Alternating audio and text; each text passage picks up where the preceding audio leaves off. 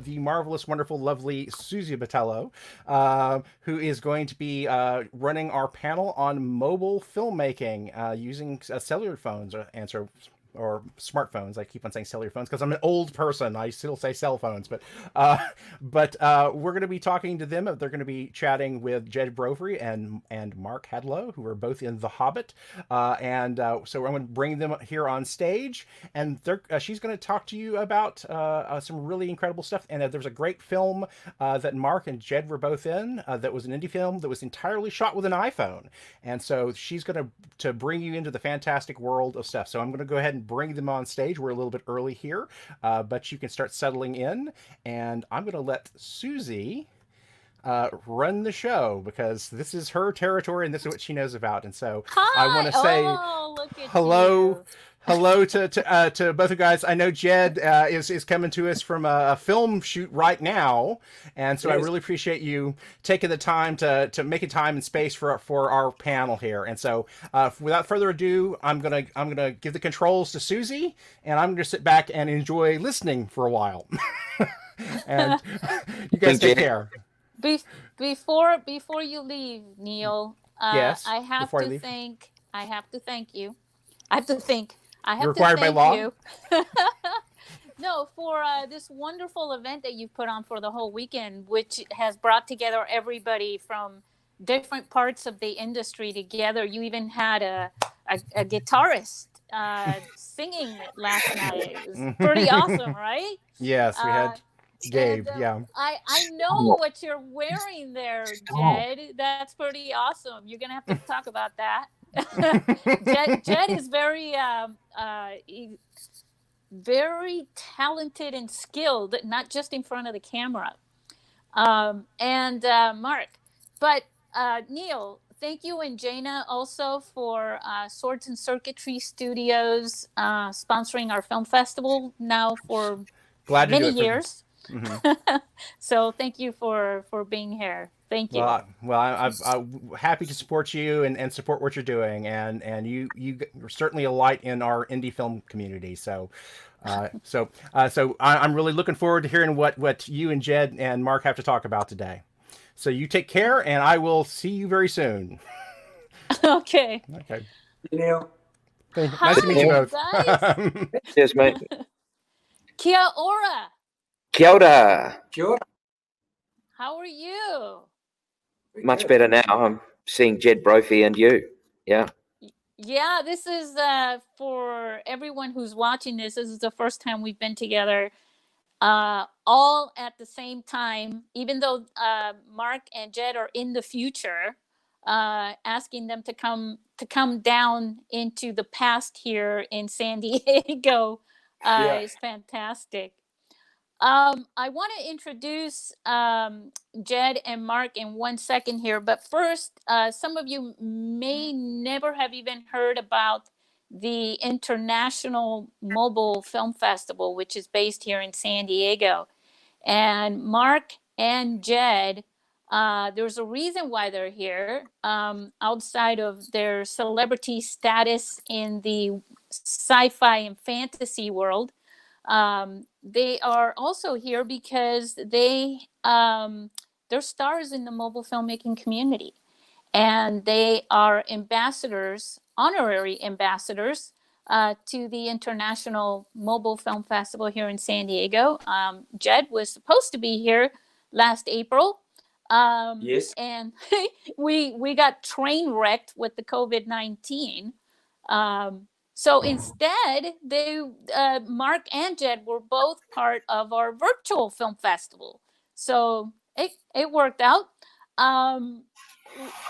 So basically, our film festival is for only films that are shot with mobile phones, any mobile film. It just so happens that iPhones get a lot of, they win the popularity contest in this. That's not to say there are not a lot of awesome films shot with Android phones, all millions of them. But let's go and talk to Jed and Mark, because they're one's on a film set and the other one's getting ready to go to work on another one. So Jed and Mark, come on, bring actually, here, let's play a game. What I'll do is I'll ask a question, right? And Jed, you answer, and then Mark answers, and that way I won't step all over you interrupting. Okay. Sound good? Good. Okay. Great. Awesome. Okay. And first of all, thank you both for coming. Thank you for all the support that you're giving all the mobile filmmakers all around the world. You're very inspiring. Got to give a shout out to a few people from the film that you worked on, Blue Moon. Got to give a shout out to Steph Harris, the director and the writer, Ryan O'Rourke, the DP, and also to Judd Resnick, who edited the film. And Mark, I got to give a shout out to Olivia, your daughter, for being a part of the film. Yeah. Oh, thank you. You'll be delighted by that.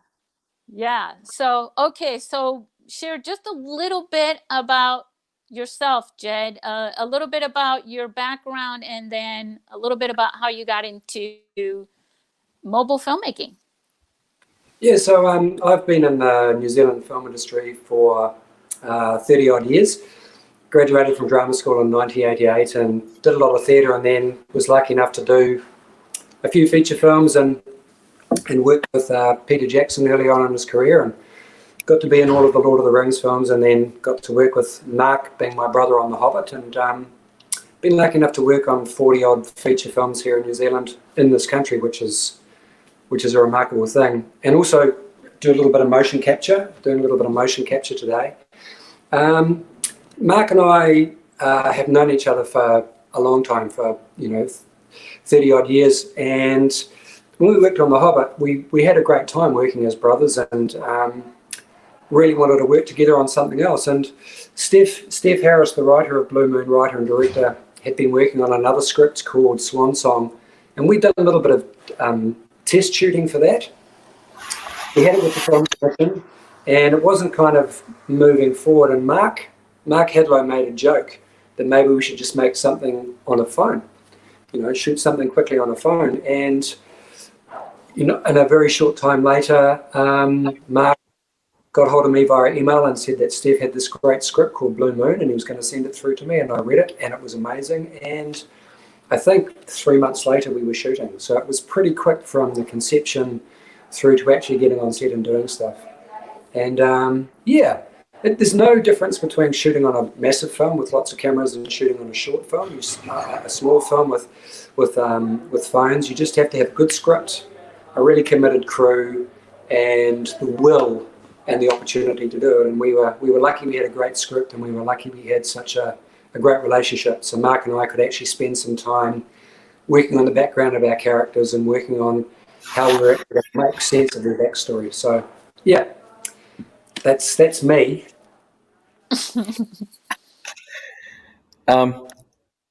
Yeah, well, I guess from my perspective, Jed said it all, really. Both of us have been working in the industry for a long time. I haven't done as many feature films as Jed, but I've certainly done a lot of television series, done a lot of ads, done a lot of voiceovers, done all manner of that medium. But I'm also been very, very heavily involved in theatre. In fact, I'm just about to open my one-man show, Middle-Aged Man in Lycra, Mammal, in Hastings at their incredible theatre, which is Toy Toy, which is a massive theatre. And this is the new part that is actually part of the old theatre that was built nearly 100 years ago. Anyway, enough of that. I've always been we've always been acquaintances, Jed and I, and we've become extremely good friends. But I knew when I read the script of Swan Song, and we knew that there and then there was a pretty good chance for us to be good at what we could do with regards as being very, very experienced actors. Blue Moon was something that was incredibly fortuitous. The script was great. Jed and I had a relationship that was completely trusting with regards on and off the set and in front of the camera. And then there was Olivia, who was my daughter. So there was a threesome there that was absolutely really based on trust and truth and all those wonderful things that you get in all aspects of the medium. And we were able to do that. My experience goes way, way, way back. 42 years I've been doing this. And Steph, who wrote and directed Blue Moon, is, of course, a policeman.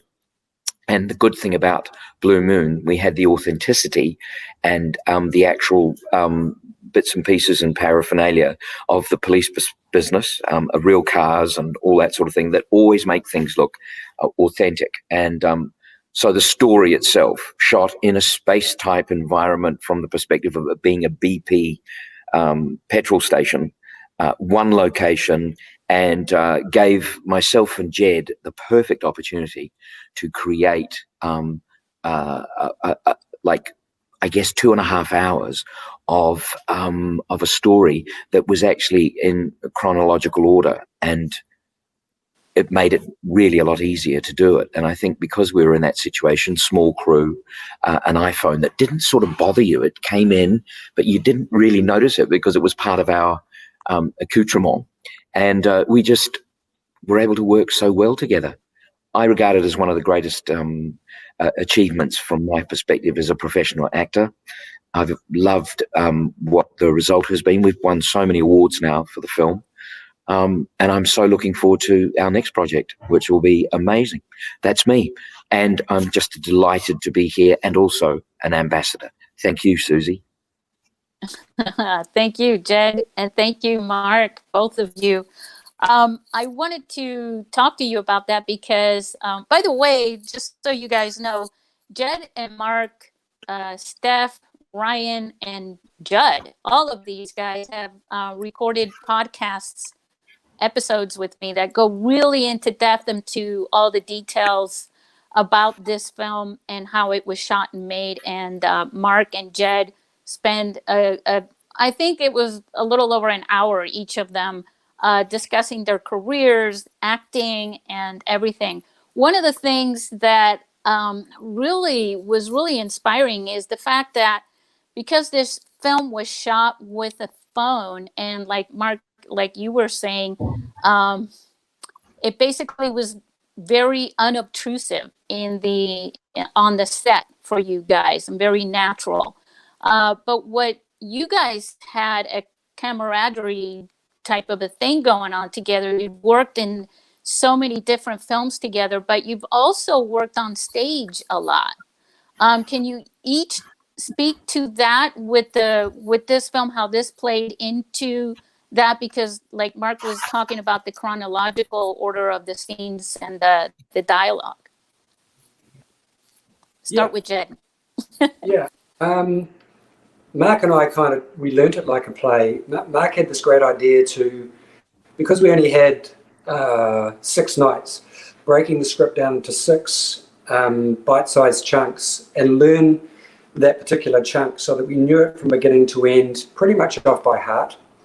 We would get up, we were both staying in a house, all of us were staying in a house together, all of the actors, and we would get up in the morning, have brunch, and then we would rehearse, not in character. We would just run the lines and think about where we were in space in terms of how we were going to block it and how we could actually use that space to our advantage.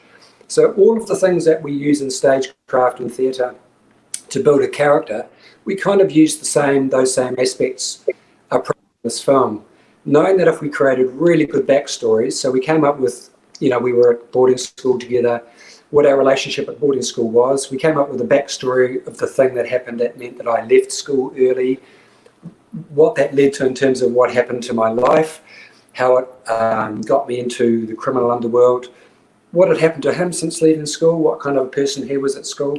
All of the stuff that you do in theatre where you have 4 to 6 weeks to rehearse a part, get into the character, work out who they are, what their backstory, what the fabric of the world is, we kind of approached to the film.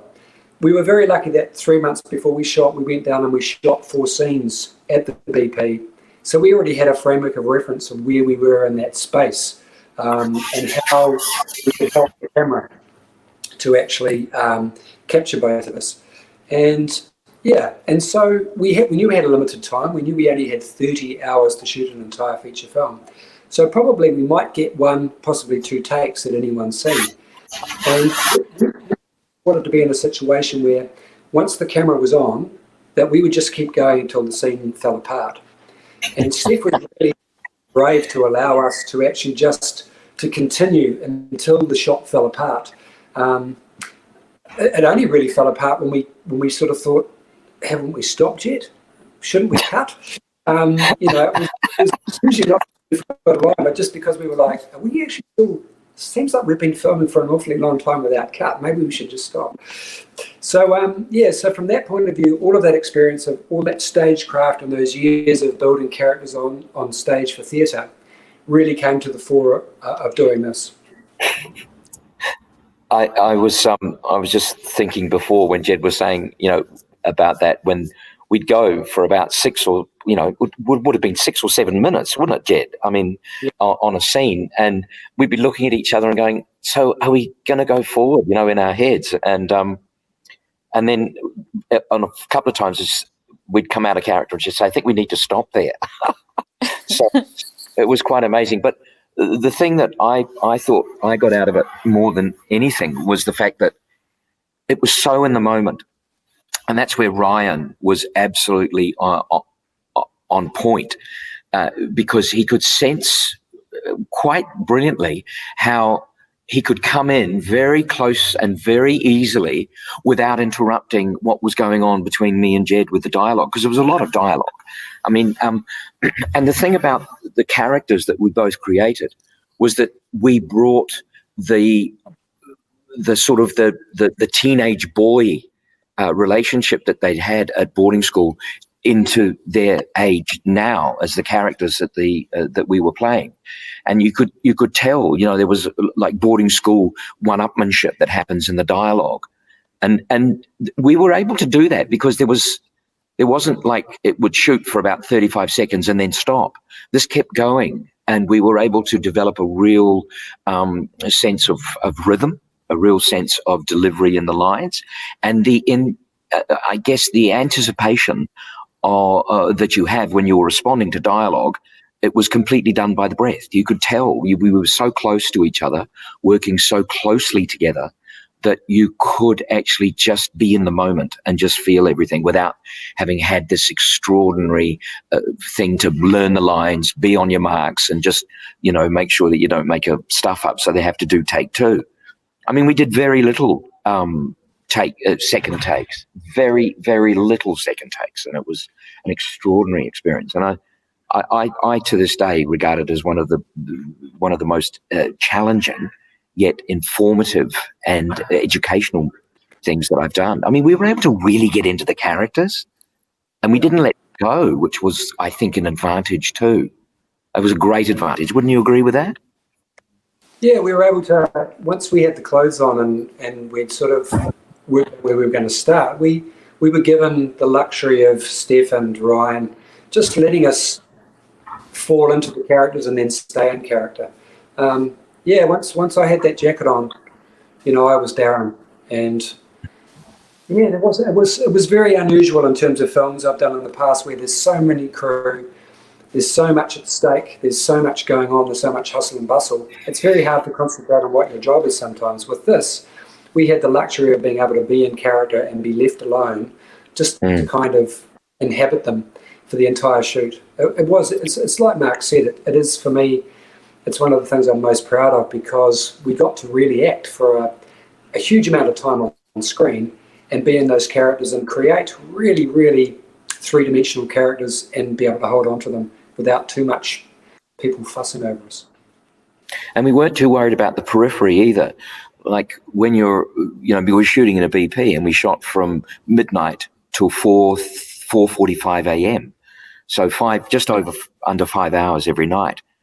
And the periphery was just black because it was night, and the weather was warm. And so it was quite eerie to be actually in a petrol station at night shooting with hardly any interference or anything on the periphery that sort of took your attention away from what you had to do in the character. And it was a bit like you were on stage, but without the audience there, and that one-on-one with the dialogue and the unobtrusive camera probably helped a lot with your acting. Well, it surely did. It sounds like. But also, if we could talk a little bit about the storytelling aspect of filmmaking a little bit. And yes, it's very easy to grab a phone and I think you guys all see these things all over the place on social media. The gimbals, right? Everybody has a lot of fun with shooting. It was amazing. Right? But what about the story part of the filmmaking with this film? Because obviously you guys had a great story. Steph approached you guys with this great story on a screenplay. Talk about that. Could I answer that first? My association with Steph goes right back. And it goes right back to 1979 when we made our first film, which was underneath a yacht club about this guy who fell through the floor and got trapped and ended up drowning. His association with me has been for 41 years. So we've known each other a long time. I knew that it was really important to get people involved in Steph's projects that had their own experience, but also had their own ability and confidence to deliver what they could. So Jed was, without question, first choice. I mean, Jed was really good. He just came in. I knew exactly what Jed and the preparation he would have done and all that sort of thing. But I needed Jed to work with Steph so that he was comfortable with Steph, as well as I knew that we would be working with a very small crew. This was my 6th film with Steph, so this would be my best one from the perspective of working with Jed. But the excitement for me was to bring Olivia in. And I asked Steph, let's get her on tape, let's audition her, and she did. And she put some stuff down, and Steph said, yeah, let's go with that. So that was pretty exciting. So this team that we developed was really tight-knit. And the storytelling, which is your question, had to be good because we had such limited time. Steph had written the dialogue, which was the story itself was like started here and finished there. It was amazing. And its development and its progress, and it's like slow at the top and you're going, where is this going? And then suddenly it all goes whoosh in the last 10 minutes. I'll let Jed explain from the perspective of what some of the storytelling involved. But for me, all those ingredients, Blue Moon, its script, its actors, and every component of it was almost like it had been handpicked, but it had been developed over a period of time. So all these people were trusting and believed in the project and could do it. That's my the story was able to be told because of those elements. Yeah.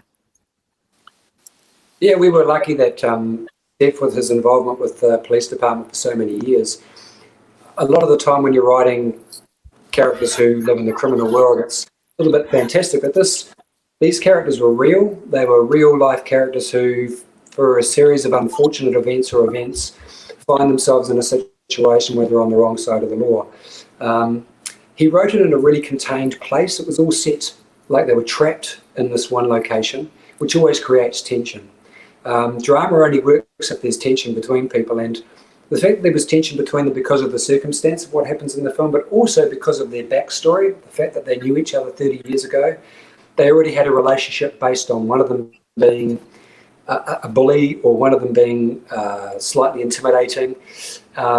They carried that story through with them into the present day. So we had not just one layer of the characters, we had a second layer, and then there's a third layer.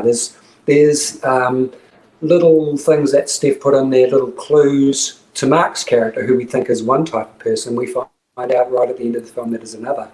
So there's layers upon layers upon layers in that script. It's very clever script writing. I got the script, I read it through once, I loved it, I read it through again and went, wow, this is really good. By the time I read it the third time, I knew that we had something special. And you get very good at reading scripts and going, yes, this is something I want to be involved in. I've not been so excited getting a script via email and reading it ever, and just going, this character is something I can really build layers upon layers upon layers in. I emailed Mark straight away just going, oh my God, this is amazing. This is going to be such fun. And when you're excited by something, you do due diligence. You want it to be good because you can see that it's a well-written character. You want to do it justice. And so Mark and I would ring each other and say, have you learnt it? How much of the script have you learnt? Isn't that a great scene? Oh, I can't wait to do this bit. What do you reckon about this part of the backstory? And so getting on really early, the scriptwriter getting us the script early allowed us to start to build an idea about how we were going to play the characters. So good script, set it in one location, so working within the parameters of what cell phones are really good to shoot with. You know, they've got a small monitor, so shooting outside sometimes doesn't work that well. So containing it was really smart. But also containing it was really smart in terms of the claustrophobic aspect of what it did for the audience. These two people are trapped here for a certain time, stuff will happen. It's really smart filmmaking. The whole film was so intense. You're so awesome, both of you. The whole film was so intense. In regards to when you guys, now let's talk a little bit about your history. I know some of the people that are watching this are very interested in your history working together as Nori and Dori for The Hobbit. When you guys, I know that I've heard a little bit about these stories before, but talk about the encounter when you guys came together. I believe it had something to do with an airport, right, Mark? Yeah. Well, I was on I think about my third recall or my fourth recall. And no, it was a wardrobe fitting. I'm sorry. I was back to do the wardrobe fitting because I'd to do some measurements. And I just left the studio and was taken back to the airport. And we were under strict instructions not to tell anybody that we had been cast. And I'd been cast as Dori, and I was beaming. I was literally beaming. I could feel myself like as though I was on fire with excitement because I thought, wow, this is an extraordinary experience. Anyway, and I walked up the stairs at Wellington Airport, and I walked round the corner past the food stations on the right, and I'm just heading towards the gate where I had to go, and I could see Jed Brophy about maybe 60, 70 meters away walking towards me because I know the stance and the way he walks. It's extraordinary. It's it's like Lucky Luke. It was like a cowboy series that was a cartoon series. He walks like Lucky Luke. Anyway, and I could see him, and he was beaming, and I immediately knew that there was something very similar that had happened. We didn't say anything. I didn't say anything at first. Jed didn't. We just laughed. I can remember it. It's one of the most extraordinary moments that Jed and I have experienced. We just laughed at each other and went, yes. And he said, I can't, well, Jed, you tell you what you said, but it was amazing. It was just that moment that we both knew. Yeah. You're not going to say anything now. He's shy. Yeah, I was the last. It was about that meeting at the airport. What did you say? I knew that Mark had. Sorry, go ahead. It was when we met at the airport after we'd been cast. Yep. And we weren't allowed to tell anybody. That's what I was just saying. And how we met at the airport. We both looked at each other and smiled. Oh, yeah. Okay. Well, I was just checking. I thought you were deaf. You know, what's going on? You got no comment on it. It wasn't that good an experience for you. Okay. I understand. Yeah. No, that's fine. It was a great moment for me. Then I flew back to Christchurch, and then we weren't allowed to say anything, and then we ended up on set. There's an element that's missing from this, of course, and that's Adam Brown, who played Ori. But the three of us got together. They ganged up on me all the time, though. Sometimes they were quite horrible, actually, both these brothers of mine. It wasn't all, sweetness and light. It was actually sometimes very difficult, being the older and the more experienced and the more clever of the three of us, and, keeping them, on track as to what we had to do. Very difficult. They were naughty together, actually. Very naughty. Not saying anymore. How did it feel working with your older brother there, Jed?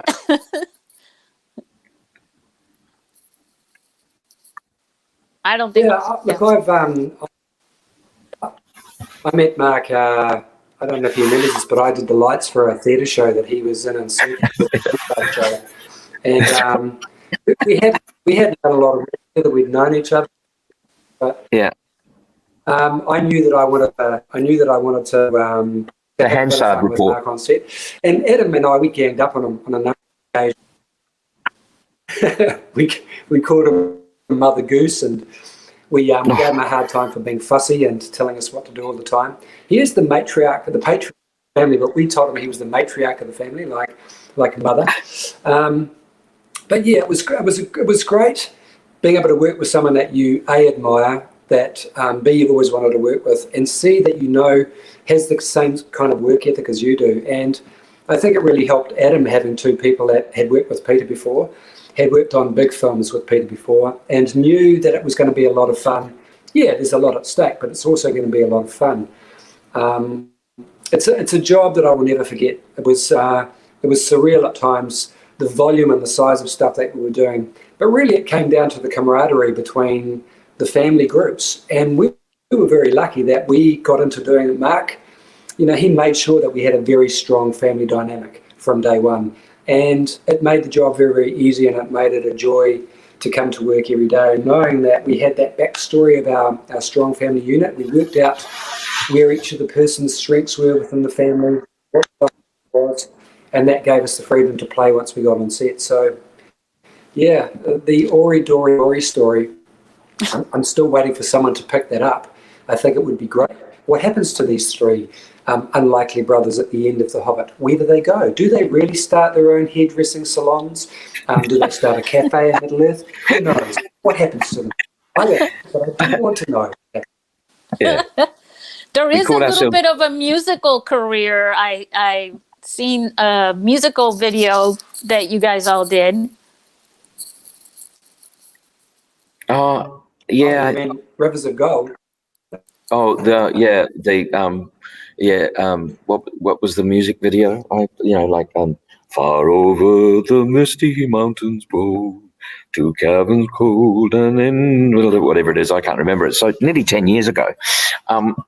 But the great thing about the whole shoot was that everyone except probably three couldn't sing, but even they came up to the mark when we did the recording of the song, which was Misty Mountain, which was amazing. Yeah, that was an extraordinary experience. Of course, there were a few that played up all the time. And McTavish played up all the time. He always made jokes all the time. Get away from me, but that was fun. And Martin Freeman was the worst. He encouraged terrible behaviour on set, so he would encourage it and then quietly remove himself from it so that we'd get into trouble with Peter. And that was just.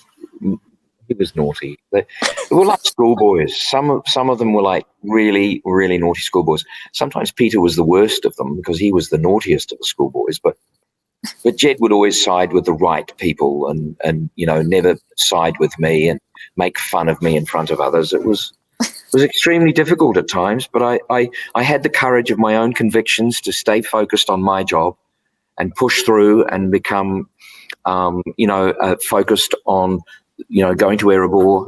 That was my core function, and making sure that we didn't spend too much money. Peter Hamilton and I got together we were worried about the pennies all the time, but look, I'd never, ever, ever be in a situation where I think I could do anything like that again. It was the most extraordinary experience. And all of us, all the dwarves on the film who were able to be, we were a great team, band of brothers, actually, led by Richard Armitage, who you would follow, and you would actually go over the top and follow Richard Armitage over the top if you were out of a trench. It's extraordinary what happened. Extraordinary, wasn't it? Quite amazing. You guys, and anybody who knows me knows. He wasn't. Yeah, go ahead, Jed. Go ahead. Oh yeah, I was just going to say I don't remember any of that.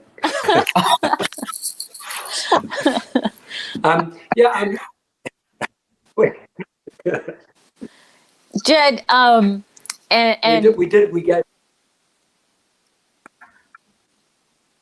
I'm so sorry. I You don't gave mean Mark to a very come. hard time. Yeah, I don't mean Peter- to come over you. It's just there's a little bit of a lag in reception, so I feel so rude. Um, Don't feel rude. The bottom line of this is I adore my brother, and Jed Brophy is like a brother that I've never had, and what he gives me from a perspective of a friend and as an actor and as a professional is extraordinary. So all these stupid stuff, it doesn't matter. Blue Moon was the peak of something that I think has come from The Hobbit and from all the stuff that he and I have experienced. We're very lucky. We're extremely lucky. Jed and Mark, I want to say something here. A lot of people have the opportunity right now to share a story with their smartphone cameras. The story is king, obviously, and I believe that you should do two things. You should start your story based on what you want to say and how you want to tell that, and then worry about the camera. But you should consider the fact that you're making it on a mobile phone, and then realize that if you're going to shoot your movie on a phone, most likely it's going to get made, and then bring into it what Blue Moon had, which was two amazing actors like you guys. What would your advice be to anyone out there with a great story in one hand and a smartphone in the other? Jed, start with you.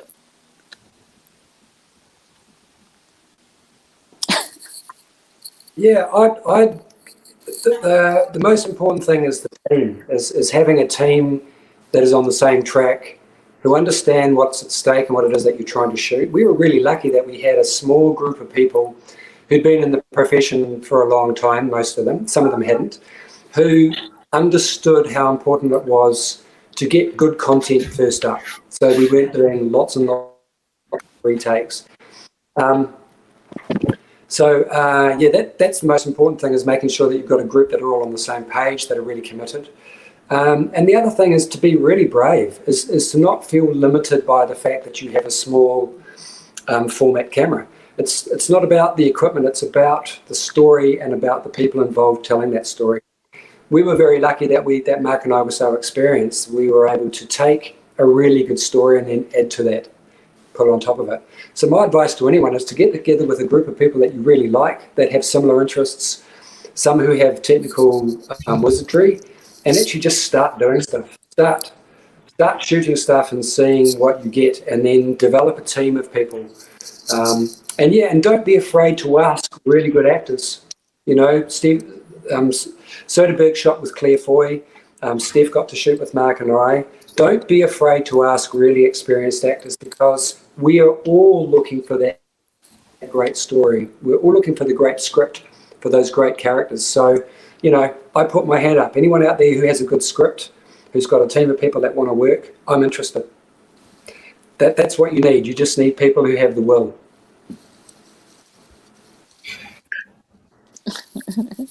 Mark? I sort of think that's absolutely right. But also, there's got to be someone who's got to take control of it all. Like, it's wonderful to have a group of people that want to make a movie and make a picture, but there's got to be one person that's got to be the driver in amongst all that. And hopefully that's your director, who can make those really important decisions. The story is vital. Without the story, you haven't really got much, because then you're just faffing around and you're putting in, just shots of things that really don't mean anything. If you've got that leader who can inspire you, and we were lucky that we had the writer and the director in the same person. But in our film, what was the essence of its storytelling and its appeal was that this other gentleman who sits in the screen with me and I knew from the start where the truth was between him and I.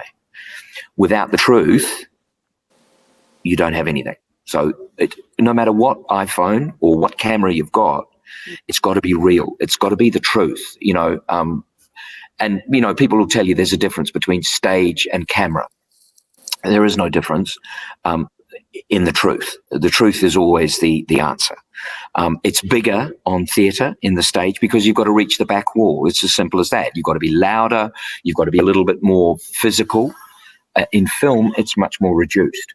But the truth is still absolutely vital. And that element is so important. So anyone who wants to pick up an iPhone, go out there and shoot a film. If it's involved in the story, that there's the line through it from start to finish is truth. And I don't mean that it's a true story. I mean that the truth is coming from the actor and the people around it who are believing in the project. Truth, nothing better. For anyone out there that's watching, on our there's a link that I've been sharing on social media that has an article, and it has their video, the trailer of the film Blue Moon on it, so you can see a bit about this. But one of the things that you'll notice right off the bat is that it also sounds very good. That's a big part of your film. Does anyone have any questions or any from the people that are watching? Neil, I don't know if you're still there, but are there any questions from anyone? So if there's not any questions, Jed and Brophy, hey! Oh, your microphone is off. Sorry. So yes, but so far, haven't had any questions from the audience so far. I think everybody's just enjoying listening to you guys talk. It's really fun and inspirational listening to you talking. And the thing that at least comes through on my end of things is I just love the brotherhood between the two of you. I love all the love between the two of you. It's inspirational, and the thing about it is particularly whenever you're an adult and you get past a certain age, you don't necessarily always have friends that are that close or what have you. And I think it's wonderful and terrific that you have that bond together. And we see, and we definitely see that with you guys on camera, and not just just here, but in the films that you're in. And I think that we see a lot of affection and love between the two of you. And I personally think that's wonderful and amazing. And that's really cool. Neil, thank you. I think one of the we got this nice lag going on. Yeah, there's echo. Echo. I think one of the best things about it is that Jed and I had an opportunity. We were cast. We didn't have to audition. That we were able to do something that a lot of people have not seen either of us do before. That's just be the characters that we are and do a performance that was so in the moment and so real. A lot of people who we showed the film to, who came and saw the film, said, how come we've never seen you guys do this before? And I guess it's a situation, and that's one of the great things about what Steph has done. Steph has given myself and Jed the opportunity to actually do some acting that we don't normally get the chance to do. And so from that perspective, I'm going to be eternally grateful to Steph Harris for that. But also with regard to Jed having the confidence to actually come on board and do the project and be and feel safe and feel confident that the other person he was working with was able to deliver.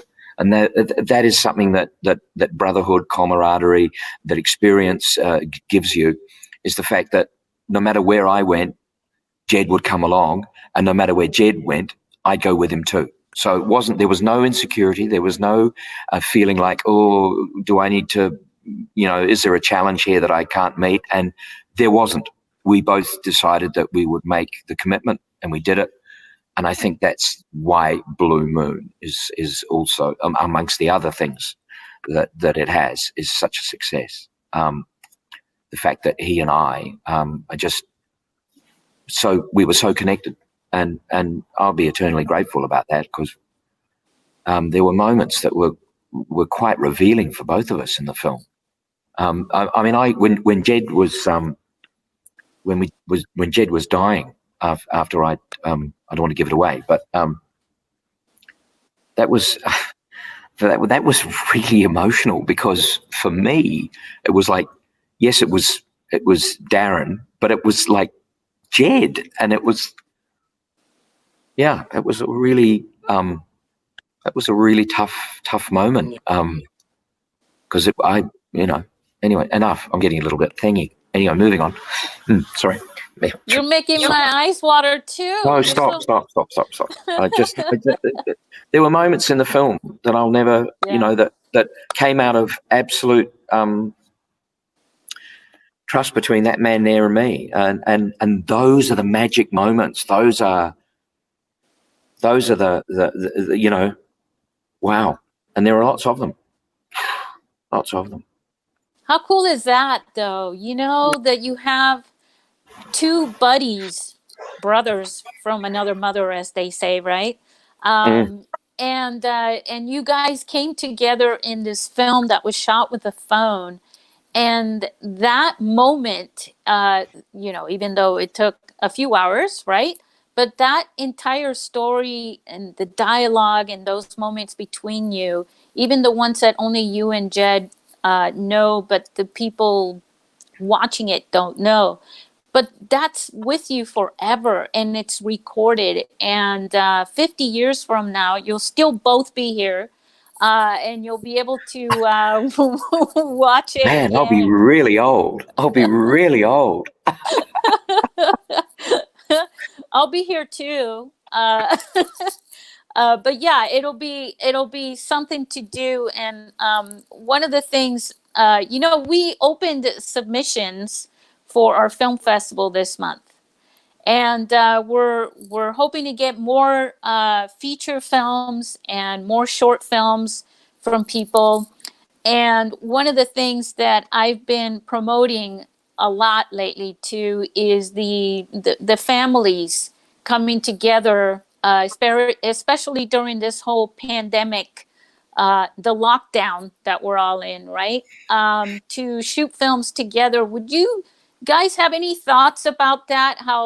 Because obviously it helps in the bonding of a family, taking the moment to create a story, make a film out of it, and have it forever. What do you think? Or maybe nothing? Yeah, I do. Yeah, there's never been a better time to try and make a film with your family. You're stuck in a room with them anyway. There's a young man here, Jack Buchanan, made a video with his family, a music video with his family, which went viral all around the world. You're trapped in the house with them, or you're trapped in lockdown.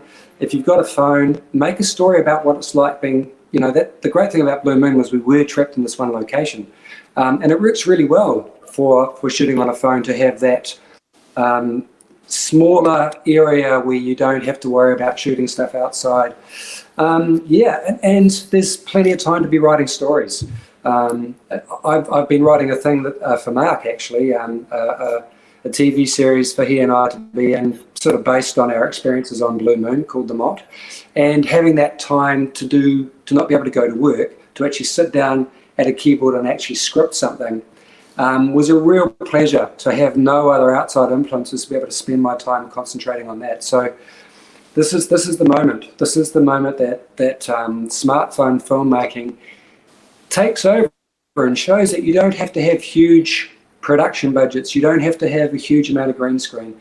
You just have to have a good story, good people, and understand your technology, and see what you can make. Just have a crack. There's nothing to be lost from learning by doing stuff and seeing how it looks. People told us that Blue Moon couldn't be done. They said you can't shoot a film in 30 hours and you can't shoot it on a phone and no one will want to watch it. Well, none of that stuff turned out to be true. So this is the future. The future is shooting on these little bits of technology that are incredibly sensitive, and that you can they sit in your pocket, you can pull them out and you can start shooting a film. Go for it. Don't wait for an opportunity. Get out there and do it. What about you, Mark? Do you have anything you can share? Well, I can only agree totally with what Jed said. The good thing that came out of lockdown for me was I was able to spend lockdown with my new grandson, Tom, and to be honest, the warmth and the feeling of quiet and being able to establish a relationship with a baby boy and me was extraordinarily. It's changed my life a little bit, to be honest. There is nothing I love doing than actually spending time with my baby grandson, Tom, and that has given me this extraordinary focus with regards to the stories and the commitment that you have about people. One of the things to come out of lockdown in New Zealand was that we were suddenly smiling and talking and waving to people, even though we were walking and we could actually had to stay away from them and we were isolated. Our ability to suddenly talk to one another again, our awareness of other people around us, our communication skills improved. And I think that is one of the great things to come out of lockdown. I hope we don't lose it. I hope we don't get straight back into being unaware of people around us, of people who are walking or people who are working outside of us, and we don't really pay much attention to that. To me, the focus of lockdown made us suddenly aware of what being a human being is about caring, about loving, being considerate, being totally not being self-consumed, self-absorbed. It was about being able to share with other people, especially those close to you that you love and your family. I think the as much as the tragedy and the destruction of COVID-19 has been just devastating, there's also this other angle of it to come out, which is this extraordinary compassion and unity that we have with people, to understand and care about people. I mean, I walked down the street and I would yell through a window to someone who was older, saying, "Are you all right? Do I need to get you anything?" And there were lots and lots of stories about people like that. And, it's about people, stories. You just basically summarized exactly what this convention is about. Is all the things that we want to be able to achieve with it. That's just marvelous. I'm able to say that because the man that is doing this interview with me has helped me become, life is amazing. It is short, but it is also full of people who influence your life. But you need to be caring about them and their awareness of what they input into your life. You need to give back. You really do.